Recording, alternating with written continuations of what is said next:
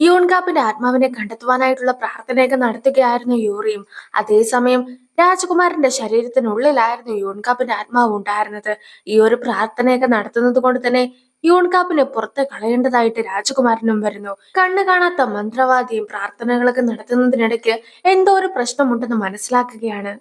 പുറത്തിറങ്ങിയിട്ടുണ്ടായിരുന്ന യൂൺകാപ്പ് രാജാവിനെയും രാജകുമാരനെയൊക്കെ ഒന്നിച്ച് കണ്ട സമയത്ത് തന്നെ അവിടെ നിന്നും ഓടി രക്ഷപ്പെടുവാനായിട്ടായിരുന്നു ശ്രമിച്ചിട്ടുണ്ടായിരുന്നത്. അതേസമയം യൂറി നേരത്തെ കണ്ടിട്ടുണ്ടായിരുന്ന കിണറ്റിലെ പ്രേതത്തിന്റെ അടുത്ത് എട്ടേകാലുള്ള പ്രേതമായിരുന്നു യൂൺകാപ്പിന്റെ ആത്മാവിനെ തിന്നിട്ടുണ്ടായിരുന്നതെന്നൊക്കെ പറഞ്ഞത് കൊണ്ട് തന്നെ ആ ഒരു എട്ടേകാലുള്ള പ്രേതം എവിടെയാണെന്നൊക്കെ ചോദിച്ചിട്ടുണ്ടായിരുന്നു. അപ്പോൾ കിണറ്റിലെ പ്രേതം ചൂണ്ടിക്കാണിച്ച അതേ സ്ഥലത്താണ് യൂറി ഇപ്പോൾ നിൽക്കുന്നതും. അങ്ങനെ ഇരിക്കെ എവിടെയായിരിക്കും യൂൺകാപ്പ് എന്നൊക്കെ ഓർത്തുകൊണ്ട് അവൾ നിൽക്കുമ്പോഴത്തേക്കുമായിരുന്നു യൂൺകാപ്പ് ഓടി രക്ഷപ്പെട്ട് വരുന്ന കാഴ്ച യൂറിയും കണ്ടിട്ടുണ്ടായിരുന്നത്. അവളും യൂൺകാപ്പിന്റെ പിന്നാലെ പോകുന്നുണ്ടെങ്കിലും എട്ടുകാലുള്ള പ്രേതത്തിന്റെ മണമൊക്കെ അടിക്കുന്ന അവളും എട്ടുകാലുള്ള പ്രേതം യൂൺകാപ്പിനെ പിടിച്ചുകൊണ്ട് പോകുന്ന കാഴ്ചയും കാണുന്നു. അവളും പിന്നാലെ പോകുവാനായിട്ട് നോക്കുന്നുണ്ടെങ്കിൽ പോലും അതൊക്കെ കണ്ടിട്ടുണ്ടായിരുന്ന ഗംജോരിയും അവളെ തടഞ്ഞു നിർത്തുകയാണ്.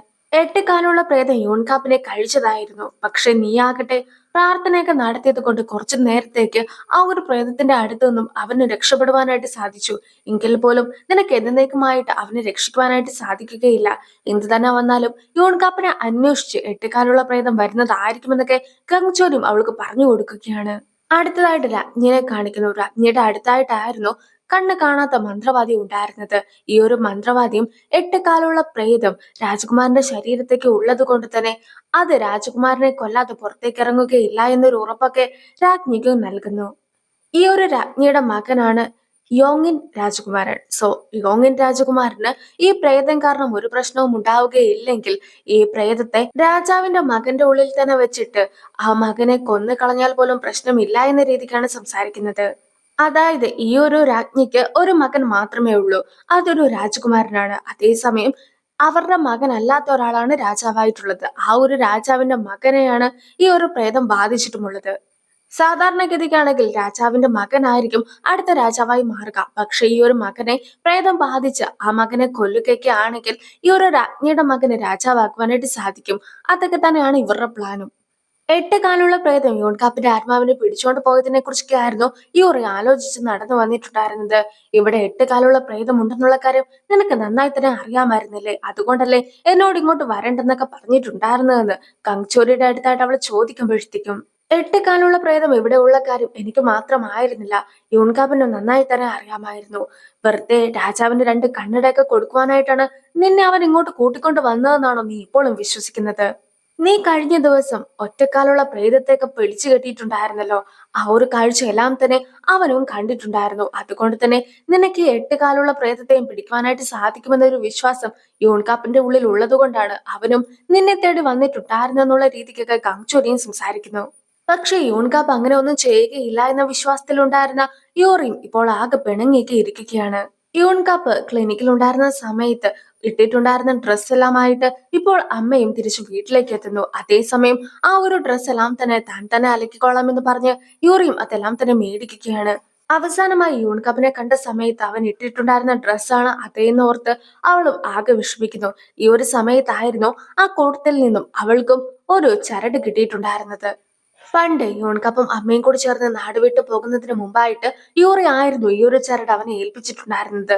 സാധാരണയായിട്ട് മക്കൾ ദീർഘായുസോടുകൂടി ഇരിക്കുവാനായിട്ട് അമ്മമാരാണ് ഈ ഒരു ചരടൊക്കെ കെട്ടിക്കൊടുക്കാറുള്ളത്. പക്ഷെ ഈ ഒരു തവണ അവനും അസുഖമൊന്നും വരാതെ ദീർഘായുസായിട്ട് ഇരിക്കുവാനായിട്ട് അവളും അത് കൊടുത്തിട്ടൊക്കെ ഉണ്ടായിരുന്നു. അവനും അത് ഇഷ്ടപ്പെട്ടു എന്ന് പറഞ്ഞ് അതുമായിട്ടായിരുന്നു നാട്ടിൽ നിന്നും പോയിട്ടുണ്ടായിരുന്നത്. മാത്രല്ല ഞാൻ ഇപ്പോൾ ഇവിടെ നിന്ന് പോവുകയാണെങ്കിൽ പോലും ഒരിക്കൽ നിന്നെ കൂട്ടുവാനായിട്ട് ഇവിടേക്ക് എത്തുന്നതായിരിക്കും. നമ്മൾ വീണ്ടും കണ്ടുമുട്ടുന്ന ആ ഒരു നിമിഷത്തേക്ക് വേണ്ടിയിട്ട് നീയും കാത്തിരിക്കണമെന്ന് പറഞ്ഞ് അവനും പോയിട്ടുണ്ടായിരുന്നു. പക്ഷേ അവൻ മരിക്കുന്ന സമയത്ത് പോലും ഇതവൻ കയ്യിൽ കരുതിയിട്ടുണ്ടായിരുന്നെങ്കിലും അവൻ മരണപ്പെട്ടു പോയി. അതുകൊണ്ട് തന്നെ അതിന്റെ വിഷമവും യൂറിക്കുണ്ടായിരുന്നു. ദീർഘായുസോടുകൂടി ഇരിക്കുവാനായിട്ടാണ് ഈ ഒരു ചരട് ഉപയോഗിക്കുന്നതെങ്കിൽ പോലും ഇത് വെച്ച സമയത്ത് തന്നെയാണല്ലോ അവൻ മരണപ്പെട്ടിട്ടുണ്ടായിരുന്നത്. അതുകൊണ്ട് തന്നെ ഈ ഒരു ചരട് കൊണ്ട് ആർക്കും ഒരു ഉപകാരവും ഇല്ല എന്ന് പറഞ്ഞ് അവളും അത് വലിച്ചെറിയുന്ന കാഴ്ച ഗംഗ്ചോരിയും കാണുന്നു. എട്ടുകാലുള്ള പ്രേതത്തെ അവൾ കാണാതിരിക്കുവാനായിട്ടായിരുന്നു ഞാൻ ശ്രമിച്ചിട്ടുണ്ടായിരുന്നെങ്കിൽ പോലും ഏറ്റവും ഒടുവിലായിട്ട് അവൾ അതിനെ കണ്ടുമുട്ടുക തന്നെ ചെയ്തു. എന്തായാലും യോൺകാപ്പ് മരണപ്പെട്ടു പോയല്ലോ. ആ ഒരു സത്യമൊക്കെ അവള് മനസ്സിലാക്കി കഴിഞ്ഞിരിക്കുന്നു. ഇനിയെങ്കിലും ആ ഒരു പ്രേതത്തിന്റെ പിന്നാലെ അവൾ പോവുകയില്ലായിരിക്കുമെന്ന് ഗംചോരിയും ഓർക്കുന്നു. പിറ്റേ ദിവസം രാവിലെ ഗംഗച്ചോരി എണീറ്റ് വരുമ്പോഴത്തേക്കും അവിടെ യോറി ഉണ്ടായിരുന്നില്ല. അവളും കൊട്ടാരത്തിലേക്ക് പോയെന്നൊരു കാര്യമായിരുന്നു അമ്മയും അവന്റെ അടുത്ത് പറഞ്ഞിട്ടുണ്ടായിരുന്നത്. എന്തായാലും അവൾ അങ്ങനെ കൊട്ടാരത്തിൽ പോയ സമയത്ത് അമ്മ അവനെ അറിയിച്ചില്ല എന്ന് പറഞ്ഞ് അവൻ അമ്മയുടെ അടുത്ത് വഴക്കൊക്കെ ഉണ്ടാക്കുവാനായിട്ട് ശ്രമിക്കുന്നുണ്ടെങ്കിലും അമ്മയാകട്ടെ കയ്യിലുണ്ടായിരുന്ന സ്പൂൺ വെച്ചിട്ട് അവന്റെ തലക്കിട്ട് ഒന്ന് രണ്ട് തവണ അടിക്കുകയൊക്കെ ചെയ്തതിനു ശേഷം, നീ എന്തുകൊണ്ടാണ് അപരിചിതരോട് സംസാരിക്കുന്ന രീതിക്കൊക്കെ എന്നോട് സംസാരിക്കുന്നത്? കുറച്ചുകൂടി ബഹുമാനമൊക്കെ തന്ന് സംസാരിക്കുന്ന രീതിക്കൊക്കെ അമ്മയും പറയുന്നു. ഗംഗ്ചോറിനെ ഇതുപോലെ അമ്മ തല്ലുന്ന ഒന്നും തന്നെ അവന് ഇഷ്ടപ്പെട്ടിട്ടുണ്ടായിരുന്നില്ല.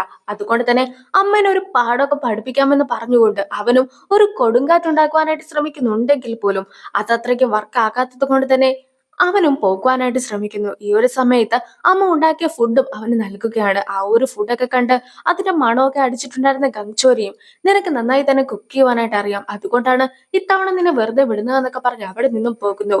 ഗംഗ്ചോറി ഇതുപോലെ ഒന്ന് രണ്ട് പറഞ്ഞ് വഴക്കുണ്ടാക്കുകയാണെങ്കിൽ പോലും ആ ഒരു രീതിക്ക് തന്റെ അടുത്ത് സംസാരിക്കുന്നുണ്ടല്ലോ എന്ന സന്തോഷത്തിലായിരുന്നു അമ്മയും ഉണ്ടായിരുന്നത്. യൂറി ജോലി ചെയ്തുകൊണ്ടിരിക്കുന്ന സമയത്ത് കിമും അവളെ കാണുവാനായിട്ട് എത്തുന്നു. കൂടത്തെ യൂൺകാപ്പ് എന്ത് ചെയ്യുന്നൊക്കെ അവനും അന്വേഷിക്കുന്നുണ്ട്. എല്ലാ തവണയും യൂൺകാപ്പ് അവളുടെ പിന്നാലേക്കാണല്ലോ നടക്കാറുള്ളത്. എങ്കിൽ പോലും ഇന്നത്തെ ദിവസം അവനെ കൂട്ടാതെയായിരുന്നു താൻ വന്നിട്ടുണ്ടായിരുന്നതെന്ന് യൂറിയും അറിയിക്കുന്നു. ഈ ഒരു സമയത്താണ് രാജാവിന്റെ കണ്ണട അവനും യൂറിനെ ഏൽപ്പിക്കുന്നത്. ഈ ഒരു കണ്ണടയുടെ ഹാൻഡിലിന് കുറച്ച് കംപ്ലൈന്റ് ഒക്കെ ഉണ്ട്. അതുകൊണ്ട് തന്നെ അത് നന്നാക്കി കൊടുക്കണമെന്നും ഇത് രാജാവിന് ഏറെ പ്രിയപ്പെട്ടതായതുകൊണ്ട് തന്നെ ആ ഒരു രീതിക്ക് തന്നെ വളരെ ശ്രദ്ധയോടെ വേണം ഇത് കൈകാര്യം ചെയ്യുവാനെന്നും കിമ്മും അവളോട് പറയുന്നു. പക്ഷേ ആ ഒരു കണ്ണടയൊക്കെ കണ്ടിട്ടുണ്ടായിരുന്ന അവൾക്ക് മറ്റൊരു ഐഡിയ തോന്നുകയാണ്. ഇയോറിയും ഇപ്പോൾ കിണറ്റിലെ പ്രേതത്തെ വിളിച്ചു വരുത്തുന്നു. നിനക്ക് പ്രതികാരമൊക്കെ ചെയ്യണമെന്നില്ലേ?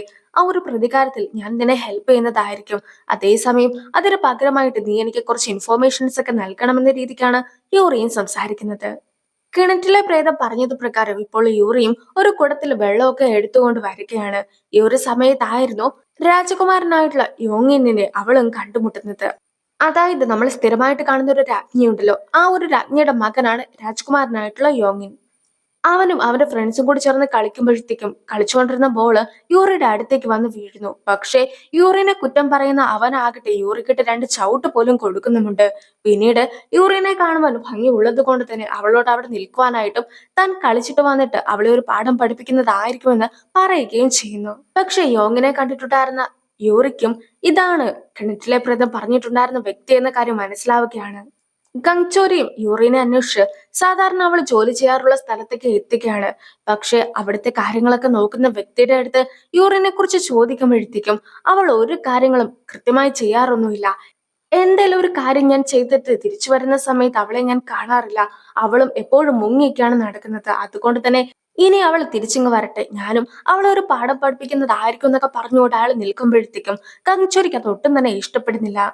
കങ്ചോരിയും അയാളെ തൂക്കിയെടുത്തതിനു ശേഷം, നീ എങ്ങാനും യൂറിയുടെ മേത്ത് നിന്റെ ഒരു വിരലെങ്കിലും വെക്കുകയാണെങ്കിൽ നിന്നെ ഞാൻ ഒരു പാഠം പഠിപ്പിക്കുന്നതായിരിക്കും.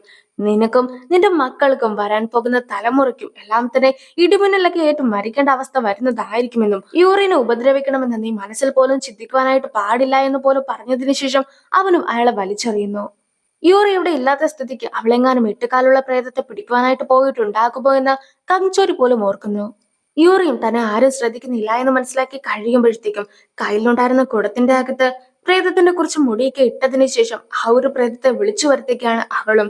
യോങ്ങിന് കളിച്ചുകൊണ്ടൊക്കെ ഇരിക്കുകയാണ്. പക്ഷെ അവൻ കളിക്കുകയാണെങ്കിൽ പോലും കൂടെയുള്ള ആൾക്കാർ ഒരുപാട് ഉപദ്രവിക്കുന്നൊക്കെയുണ്ട്.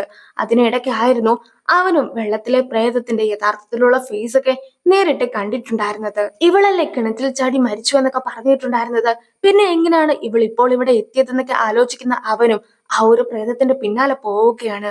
പക്ഷെ പിന്നീട് ആ പ്രേതത്തെ കാണാതിരുന്നിട്ടുണ്ടായിരുന്ന അവനും കുടത്തിലുണ്ടായിരുന്ന വെള്ളത്തിന്റെ അടുത്തേക്കൊക്കെ നോക്കുന്നു. ഈ ഒരു സമയത്ത് ആ വെള്ളത്തിന്റെ അകത്തുണ്ടായിരുന്ന പ്രേതവും അവനെ തിരിച്ച് കുടത്തിന്റെ അകത്തേക്കൊക്കെ വലിക്കുകയാണ്. ഞാൻ മര്യാദയ്ക്ക് ഒരു ശല്യവുമില്ലാതെ ജീവിച്ചതല്ലേ, നീ എന്തിനാണ് എന്റെ ലൈഫ് ഇല്ലാതാക്കിയിട്ടുണ്ടായിരുന്നതെന്നൊക്കെയാണ് പ്രേതവും അവന്റെ അടുത്ത് ചോദിക്കുന്നത്. പിന്നീട് പ്രേതവും അവനെ വെള്ളത്തിലൊക്കെ മുക്കുന്നു. ഈ ഒരു സമയത്താണ് ഫ്ലാഷ് ബാക്ക് കാണിക്കുന്നത്. കൊട്ടാരത്തിലെ ജോലിക്കാരിയായിരുന്നു ഈ കിണറ്റിലെ പ്രേതം. പക്ഷേ ഈ ഒരു ജോലിക്കാരിനെ വിളിച്ചു വരുത്തിയിട്ട് അവളെ ഒരുപാട് ഉപദ്രവിക്കുകയും റേപ്പ് ചെയ്യുകയുമായിരുന്നു യോങ്ങിൻ ചെയ്തിട്ടുണ്ടായിരുന്നത്. പക്ഷേ ആ ഒരു കാരണങ്ങളൊക്കെ കൊണ്ടായിരുന്നു അവളും കിണറ്റിൽ ചാടി ആത്മഹത്യ ചെയ്തിട്ടുണ്ടായിരുന്നത്. എന്റെ കുടുംബം വളരെ പാവപ്പെട്ട ഒരു കുടുംബമായിരുന്നു എന്നേ ഉള്ളൂ. പക്ഷെ അവർക്ക് ഞാൻ വളരെ വിലപ്പെട്ടതായിരുന്നു. മറ്റു നിവർത്തികളൊന്നും ഇല്ലാത്തത് കൊണ്ടായിരുന്നു ഞാനും ഇവിടെ ജോലിക്ക് വന്നിട്ടുണ്ടായിരുന്നത്. പക്ഷെ നീ കാരണമാണ് എനിക്ക് മരിക്കേണ്ടി വന്നിട്ടുണ്ടായിരുന്നതെന്നൊക്കെ പറഞ്ഞുകൊണ്ട് അവനെ വീണ്ടും വെള്ളത്തിൽ മുക്കി അവനെ കൊല്ലുവാനായിട്ട് ശ്രമിക്കുകയായിരുന്നു അവളും. യോങ്ങിന്റെ തല കുടത്തിന്റെ അകത്തായി കിടക്കുന്ന കാഴ്ച എല്ലാവരും തന്നെ കാണുകയാണ്. അവരും അവന്റെ അടുത്തേക്ക് വന്നിട്ട് അവനെ പിടിച്ചു മാറ്റുവാനായിട്ടൊക്കെ ശ്രമിക്കുന്നുണ്ടെങ്കിൽ പോലും അവർക്ക് അതിന് സാധിക്കുന്നില്ല. ഈ ഒരു സമയത്തായിരുന്നു യൂറി അവിടെ എത്തിയിട്ട് ആ ഒരു കുടം ഉടച്ചു കളഞ്ഞിട്ടുണ്ടായിരുന്നത്. അങ്ങനെ യൂറി യോങ്ങിനെ രക്ഷിക്കുന്നുണ്ടെങ്കിൽ പോലും പെട്ടെന്ന് യോങ്ങിന് മരിച്ചു കിടക്കുന്ന ഒരു കാഴ്ചയ്ക്ക് അവളുടെ കൺമുമ്പിലും വരുന്നു. യോങ്ങിനെ ഒന്ന് പേടിപ്പിക്കണമെന്ന് തനിക്ക് ഉണ്ടായിരുന്നുവെന്നും ആ ഒരു കാര്യം സാധിച്ചു വന്നിട്ടുണ്ടായിരുന്നത് യൂറിയാണെന്നും പറഞ്ഞുകൊണ്ട് കിണറ്റിലെ പ്രേതവും ഇപ്പോൾ എവിടെയാണ് രാജ്കുമാറിന്റെ ഷർട്ടൊക്കെ വെച്ചിട്ടുള്ളതെന്ന കാര്യം യൂറിയുടെ അടുത്തും പറഞ്ഞു കൊടുക്കുകയാണ്. ഇതൊരു ചെറിയ സഹായം ആയതുകൊണ്ട് തന്നെ നിനക്ക് മറ്റേതെങ്കിലും രീതിക്ക് എന്റെ അടുത്ത് നിന്ന് സഹായമൊക്കെ വേണമെങ്കിൽ പറഞ്ഞാൽ മതിയെന്ന് കിണറ്റിലെ പ്രേതം പറയുമ്പോഴത്തേക്കും ഇനി നീ ആരെയും ഉപദ്രവിക്കാനായിട്ട് പാടില്ല, പ്രത്യേകിച്ച് യോങ്ങിനെ. ഇപ്പോൾ തന്നെ നീ ചെയ്ത കാര്യങ്ങളെല്ലാം തന്നെ ചെറിയൊരു പ്രതികാരം എന്ന രീതിക്ക് മാത്രമേ വരികയുള്ളൂ. അതേസമയം നീ ഇനിയും മറ്റൊരാളെ ഉപദ്രവിക്കാനായിട്ട് ശ്രമിക്കുകയാണെങ്കിൽ അത് മോശം കർമ്മയായി മാറുന്നതായിരിക്കും. കൂടാതെ നിനക്ക് പിന്നെ ഒരിക്കലും ഇപ്പോൾ ഉള്ളതുപോലെ ഈ ഒരു പ്രേതമായിട്ട് ഇരിക്കുവാനായിട്ട് സാധിക്കുകയില്ല. നീയും തിന്മ നിറഞ്ഞ ഒരു ആത്മാവായി മാറുന്നതായിരിക്കും. അതുകൊണ്ട് തന്നെ മനുഷ്യരുടെ ഇടയിൽ നീ ഇനി ഒരു കാര്യങ്ങളും ചെയ്യുവാനായിട്ട് പാടില്ല എന്ന രീതിക്കാണ് യോറിയും ആ ഒരു കിണറ്റിലെ പ്രേതത്തിന്റെ അടുത്ത് സംസാരിക്കുന്നത്. ആ ഒരു സീനോട് കൂടി ഈ ഒരു വീഡിയോ അവസാനിക്കുന്നു. അടുത്തൊരു വീഡിയോ ആയിട്ട് ഇത്രയും വേഗം കാണാം. ബൈ.